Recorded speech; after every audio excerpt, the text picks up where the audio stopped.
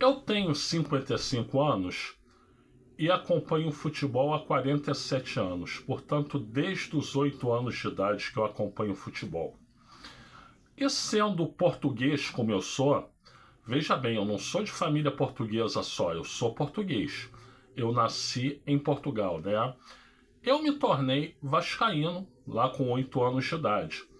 Eu comecei a acompanhar futebol lá na época da Copa do Mundo de 1978, ainda nem entendia direito, eu com quase 8 anos, né? Ia fazer 8 anos, né? Ainda não entendia direito futebol, né? Mas eu lembro lá que o Brasil empatou com a Argentina na Batalha de Rosário. Lembro que depois o Brasil ganhou da Polônia, mas a Argentina foi lá e fez 6 no Peru e tal.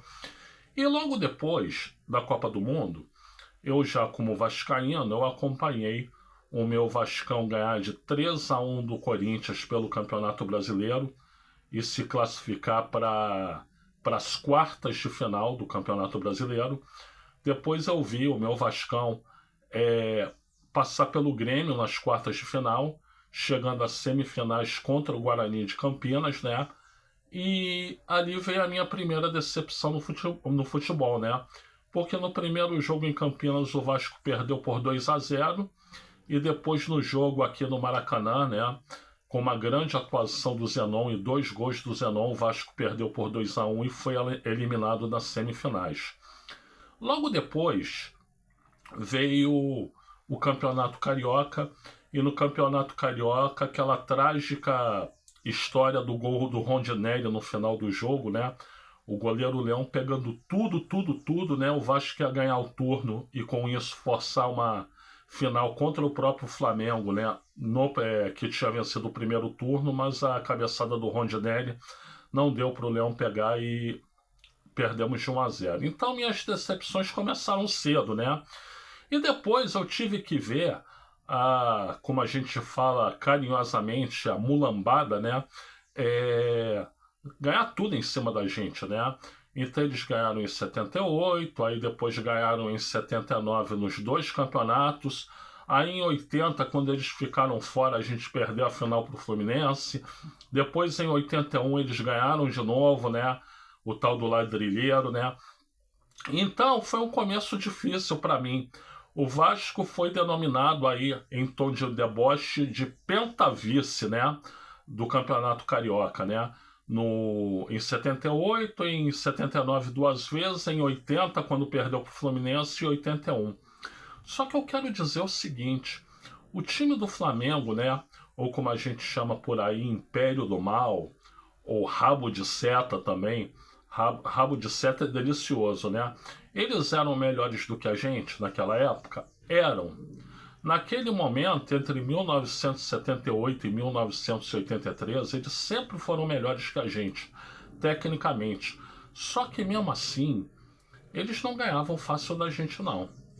A gente suava sangue, né?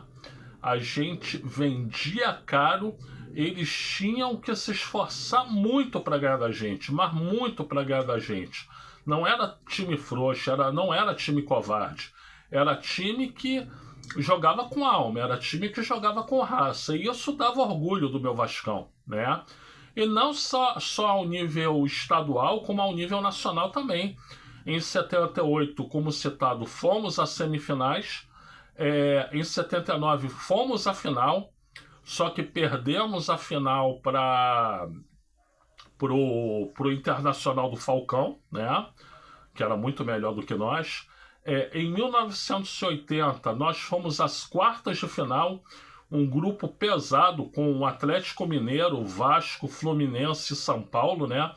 E a gente acabou empatando com o Atlético Mineiro lá no Mineirão na última rodada do grupo, aí o Galo se classificou, né?